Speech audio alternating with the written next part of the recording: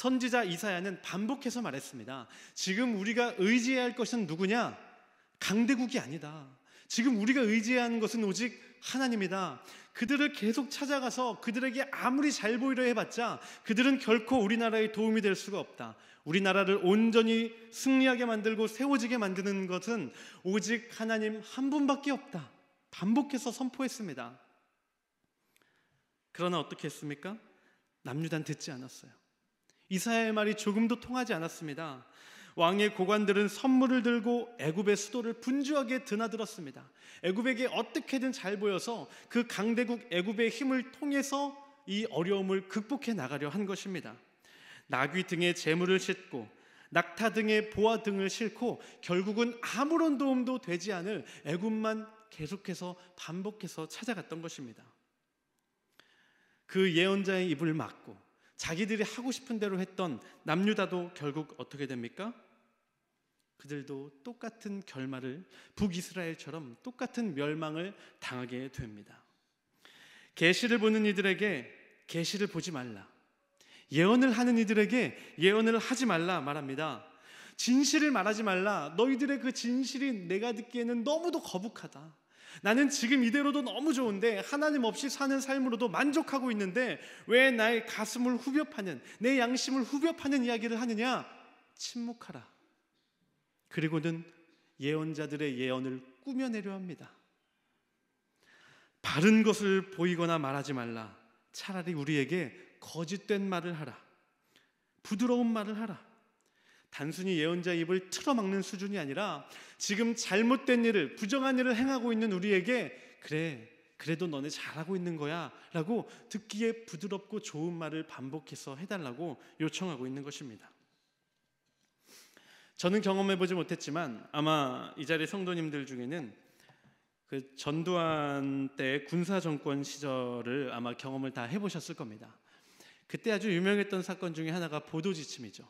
각 방송사에게, 언론사에게 오늘 일면 기사, 신문 일면 기사, 뉴스 일면 기사가 어떤 것이 나가야 하는지 글씨 크기와 폰트와 위치까지 정확하게 각 신문사에 다 알려줬습니다.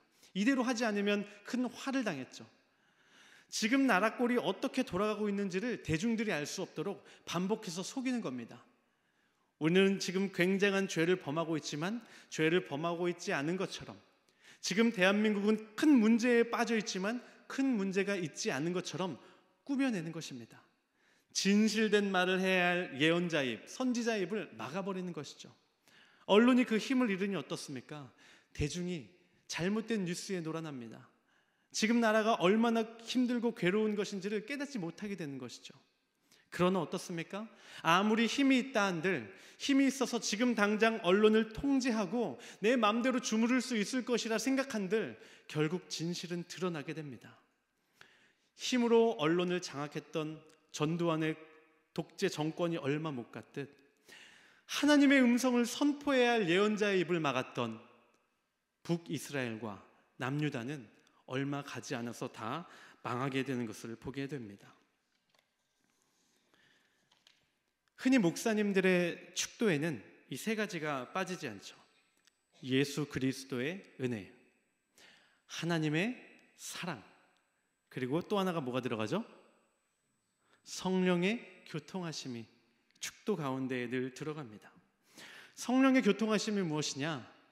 성령님께서 우리 사이에, 성령님께서 하나님, 예수님과 우리 사이에 막힘없이 오가시는 것이 바로 성령의 교통하심입니다. 이 성령님의 교제가, 성령과의 교제가, 성령님을 통한 하나님과 우리, 그리고 서로와 서로 간의 교제가 온전히 이루어지면 어떤 일이 일어나는지 아십니까? 하나님과 우리 사이에 막힘없이 의사가 소통이 됩니다. 교회와 교회, 성도와 성도 사이에 막힘없이 의사가 소통이 됩니다. 이것이 가장 대표적인 사건이 언제냐? 바로 성령 강림절의 사건입니다. 예수님이 승천하신 후 50일이 되는 날 많은 사람들이 모여서 기도했습니다.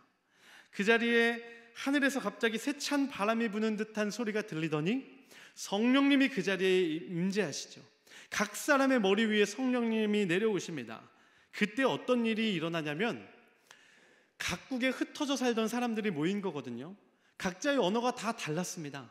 그런데 한 사람이 자신의 언어로 말을 할 때 각각 자신들의 나라의 언어로 받아들였다는 겁니다.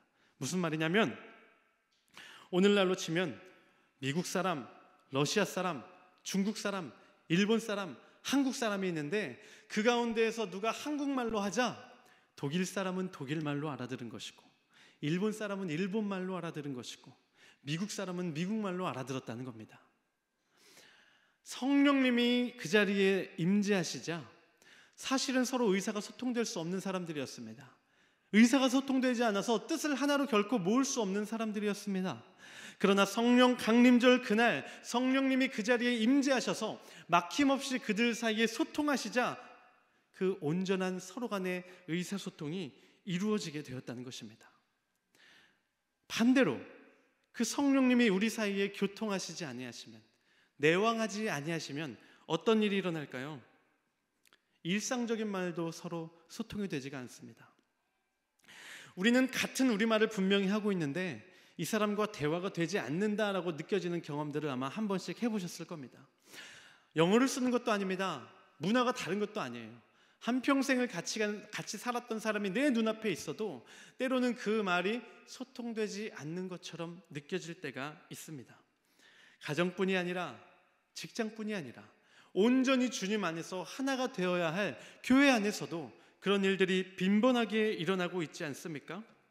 그 사람 앞에서 직접 들어도 마음이 상하기 마련인데 한 달이 걸쳐서 들어오면 어떻습니까? 더 속이 상한 법입니다. 그 사람이 너한테 이렇게 말하더라. 앞뒤 다 잘라놓고 그 말만 딱 들으면 온전히 그 사람의 뜻이 나에게 전해집니까? 그렇지 않습니다. 그 전에 마음속에 아픔과 상처만이 생기기 마련입니다. 우리는 하나님의 예수 그리스도의 은혜를 충분히 구합니다. 하나님의 사랑도 부족함 없이 구하는 것 같아요. 그런데 혹시 삼위일체 나머지 한 분의 위격인 성령님에 대해서도 동일하게 구하고 계십니까? 하나님을 떠올리면 떠오르는 이미지가 너무도 많은데 예수님을 떠올리면 떠오르는 이미지가 너무도 많아서 구할 것이 너무도 많은데 도대체 성령님은 어떻게 찾아야 하며 어떻게 구해야 할지 몰라서 제쳐두고 늘 기도 가운데 하나님과 예수님만 찾지는 않으십니까? 동일하게 우리가 구해야 하는 분이 바로 성령님입니다.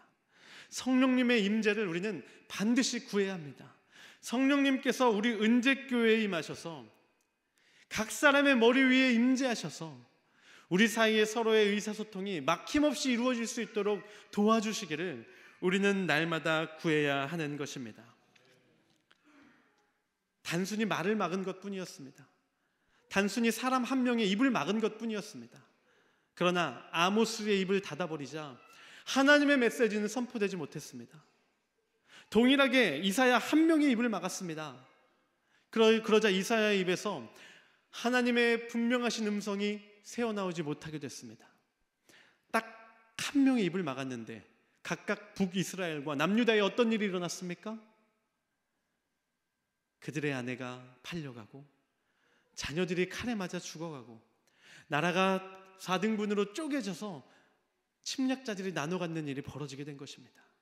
말 하나를 막았을 뿐인데 그저 막힘없이 흘러야 하는 그 말 하나를 막았을 뿐인데 나라가 망하는 큰 일이 북이스라엘과 남유다 가운데 있었다라는 것입니다.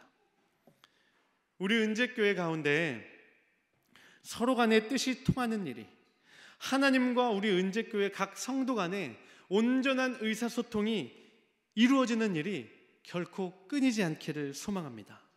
성도와 성도 사이에 오해가 쌓이는 일이 없도록 그래서 주님 안에서 한 공동체가 되는데 부족함이 없는 우리 은재교회가 되기를 소망합니다. 우리 시간 함께 찬양하시겠습니다. 주님의 성령